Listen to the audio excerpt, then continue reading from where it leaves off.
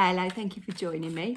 Oh, it's Wednesday the 10th of April. Now, I was just shuffling these cards and one just flew out. So I'm taking that one as a very important message that wanted to come out and speak to us. So let's see who it was. Oh, how funny. The Seven of Swords. Well, here we are again. Had the Seven of Voices yesterday. It's the same card, different pack. That's interesting, isn't it? And it flew out.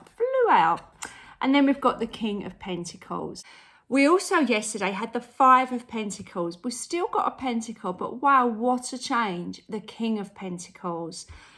And I feel that is the significance of the subtle difference between today's message and yesterday's, because I feel like today, this situation might still be going on, whether that is with somebody or your own kind of, getting to grips with your shadow self or working with other people and their shadow selves and, the sort of negative aspects of our personalities that we can sometimes wrestle with. But I feel that from yesterday to now, you've now realised that you're in perhaps a bit better position than you thought you were.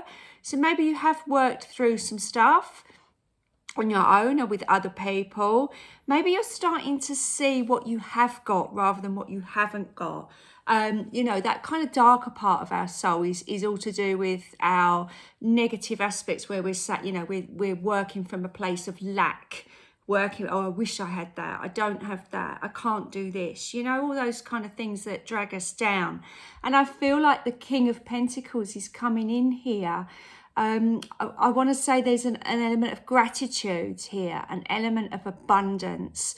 Now, that doesn't necessarily mean you're going to win the lottery, unfortunately, but it does mean appreciating what you really do have in your life.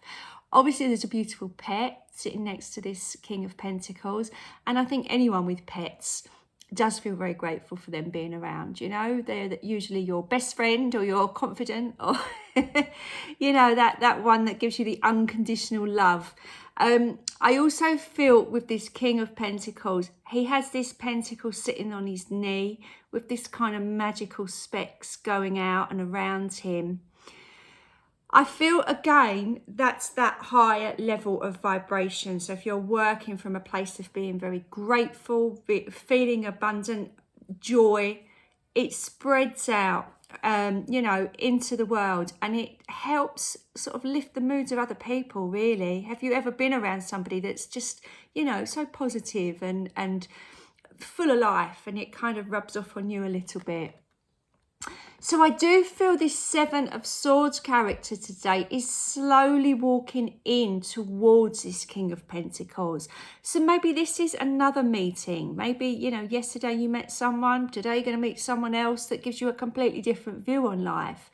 I do feel there's a message there about looking at things from a very different perspective. But that is all very Seven of Swords as well, knowing the bigger picture, not making assumptions, trusting your instinct, knowing when you don't know everything. I think that's an important thing as well. I don't know if you've noticed, because it does look quite dark, this picture, but there's this big crow squawking in the front there. And then you've got these two. Now, we don't know why this bird is squawking. It looks like they're on a nest, and it does look like that this person has taken some feathers.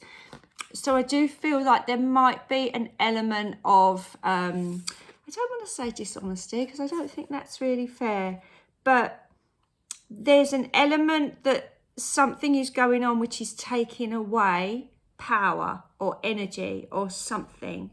So, again, if that's an internal thing, it could be negative thoughts just completely washing you of all, and draining you. It could be negative thoughts draining you of all energy.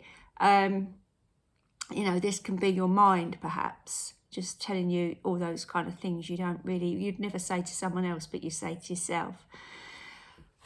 It could also be somebody else. So, it could be an idea of walking away from this situation is going to make you feel a little bit more King of Pentacles, make you feel like, I'm so glad I'm not here anymore. I'm glad that I'm here. We can all take a moment sometimes to reflect on situations in our life that we are no longer in. and then feel really, really grateful for the fact that we have moved on. I do love this beautiful red grounded energy of the King of Pentacles as well.